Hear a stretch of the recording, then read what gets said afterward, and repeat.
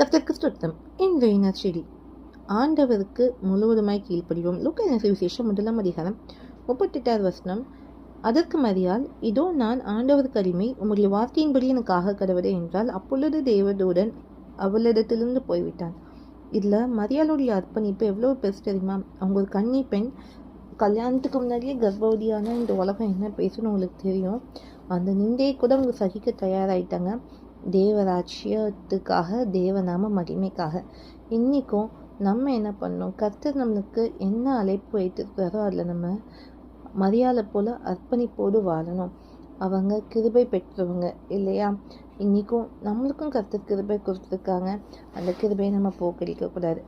அதே பக்கம் நம்ம வாழ்க்கையை முழுவதுமாய் அர்ப்பணிக்கும் போது தேவநாம மகிமைப்படும். தேவ மகிமை உங்கள் வாழ்க்கையில் காணப்படும். ஜெபம் எங்கள் அன்பின் பரலோக பிதாவே, நாட்களில் கண்டிப்பாக இந்த நாளில் எங்களோடு பேசினபடி எந்த காரியத்தில் நாங்கள் முழுவதுமாய் எங்களை அர்ப்பணித்து உமக்கு சாட்சி எனக்கு உதவி செய்யுங்க. இயேசு நாமத்தில் பிதாவே, ஆமென். தேவனுக்கு அர்ப்பணித்து வாழ்வோம், தேவனுக்காக வாழ்வோம். இதுவே இன்றைய செய்தி. மேம்படியாகட்டும். இயேசு கிறிஸ்து சீக்கிரம் வரப்போகிறார்.